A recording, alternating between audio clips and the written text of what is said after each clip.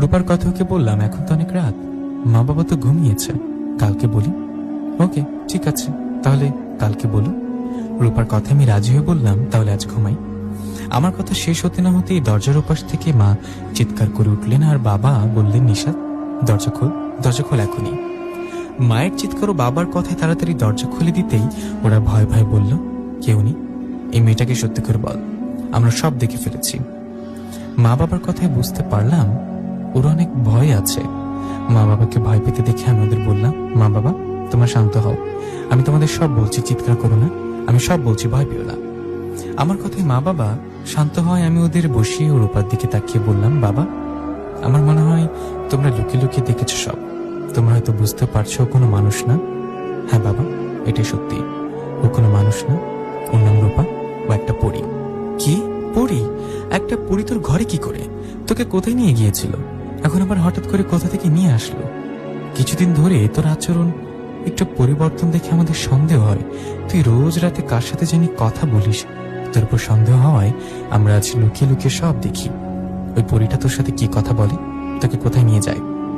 বাবার কথা আমি একটু ভয়ে ভয়ে বললাম, বাবা আমি ও রূপা পরী একে অপরকে পছন্দ করি, ভালোবাসি, তোমরা রাজি হলে আমরা বিয়ে করতে চাই। আমার কথায় বাবা মা অবাক হয়ে বলল, কি, পরীকে কিভাবে বিয়ে করবি? আমরা মানুষ, ওরা পরী, ওদের সাথে আমাদের ভালোবাসা ও বিয়ে কিভাবে হয়? বিয়ের পর পরী কিভাবে সংসার করবে? মা বাবার কথা আমি বললাম, পরী বিয়ের পর মানুষের রূপে সংসার করবে, কেউ কখনো জানতেও পারবে না ও একটা পরী। আমার কথায় বাবা বললেন, তা কি হয় নাকি? পরী কখনো মানুষের রূপে সংসার করতে পারে না, পরী কখনো না কখনো তার রূপ নেবেই। বাবার কথা আমি বললাম, বাবা বোঝার চেষ্টা করো, আমি রূপাকে অনেক ভালোবাসি, পছন্দ করি, তোমরা দয়া করে মেনে নাও। আমার কথায় মা বলল, কিভাবে মেনে নিব? এটা কি মেনে নেওয়ার বিষয় বল? মা, রূপা পরী হয়েছে তাতে কি, ও তারও ভয়ঙ্কর রূপে থাকবে না, ভালো রূপে মানুষের রূপে থাকবে। তোমরা আমাদের মেনে নাও, আর মেনে না নিলেও আমি রূপাকে ছাড়া অন্য কাউকে বিয়ে করব না। আমার কথায় মা কিছু বলতে গেলে বাবা বলল, বাদ দাও, ওকে বুঝে কোনো লাভ নেই, ওকে তো অনেক বোঝালাম, যে বোঝার অল্পতেই বুঝবে। আমরা তো আর সংসার করব না, ও পরীকে বিয়ে করবে, ওর সংসার করবে।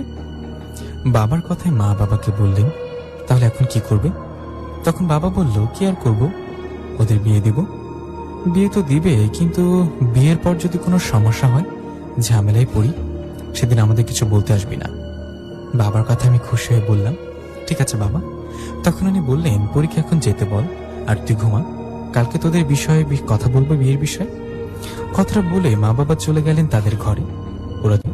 ওরা চলে যাবার পর আমি খুশি হয়ে পরীকে বললাম, দেখলা, মা বাবা শেষমেশ রাজি হলো, এখন তুমি তোমার প্রাসাদে যাও আর তোমার মা বাবাকে রাজি করো, আমি ঘুমাই, তুমি কাল এসো আমার কাছে। আমার কথায় রূপা চলে গেলেন। রূপা চলে যাওয়ায় আমি খুশি মনে ঘুমালাম। পরের দিন সকালে খাবার সময় বাবা বললেন, তুই যে পরীকে বিয়ে করবি, সেই পরীর মা বাবা কি তোকে মেনে নেবে? আমরা তো মানুষ, ওনারা কি মানবে আমাকে?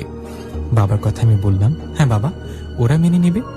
আমাকে রূপা গতকাল রাতে ওদের রাজ্যে, ওদের প্রাসাদে নিয়ে গেছে, আমার সামনে ওর বাবার সাথে কথা বলেছে।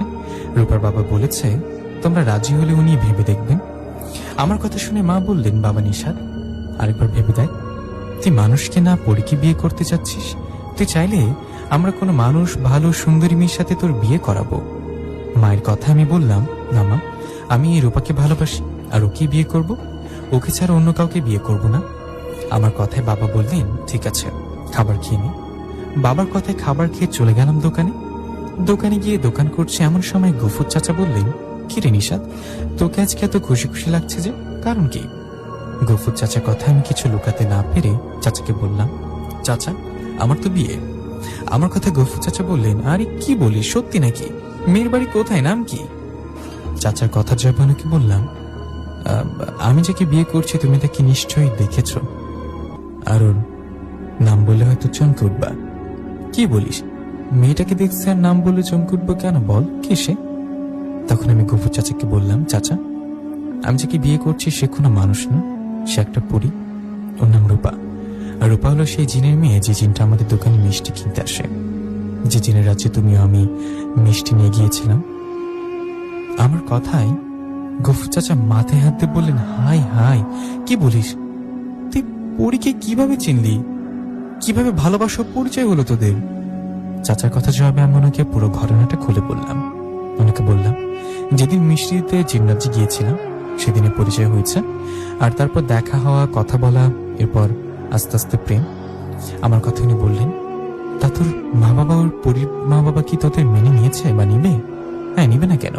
আমি গতকাল রাতে মা বাবাকে বলেছি, মা বাবা বলেছে আমাদের বিয়ে দিবে। ওদিকে রূপার মা বাবাও এক প্রকার রাজি। আমার কথায় গফুর চাচা বললেন, তাহলে তো ভালো। যাক, তাহলে তোর ভালোবাসা পূর্ণতা পেলে হয়। তোর ভালোবাসার রূপা পরী কখনো আসলে আমাকে বলিস তো, আমি দেখব। পরীকে দেখার ইচ্ছা কার না হয় বল? চাচার কথা আমি রাজি হয়ে বললাম, ঠিক আছে চাচা, রূপা আসলে আমি বলবো। এই বলে দোকানে কাজ করছি।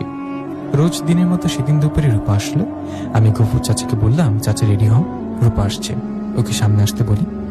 আমার কথায় গফুর চাচা মাথা নাড়িয়ে হ্যাঁ বলায় আমি রূপাকে উদ্দেশ্য করে বললাম, রূপা আমাদের সামনে আসো।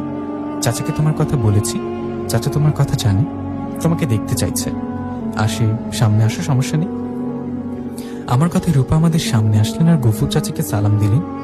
পরি সালামের উত্তর দিয়ে চাচা বললেন, কেমন আছো মা? আমাকে কি চেনো? তখন রূপা বললেন, হ্যাঁ, আপনি অনেকদিন আগে মিষ্টি নিয়ে আমাদের প্রাসাদে গিয়েছিলেন একবার। রূপার কথায় চাচা বললেন, হ্যাঁ ঠিক বলেছ, শুনলাম তুমিও নিশাদ একে অপরকে পছন্দ করো, বিয়ে করবে। তোমাদের কথা শুনে খুব খুশি হলাম। তা মা, তুমি দাঁড়িয়ে আছো কেন? ভেতরে এসো, বসো। নিশাদ তোর হবু বউকে মিষ্টি খেতে দে। চাচার কথায় রূপা আমার দিকে তাকালে আমি ইশারা দিয়ে বললাম, বসো।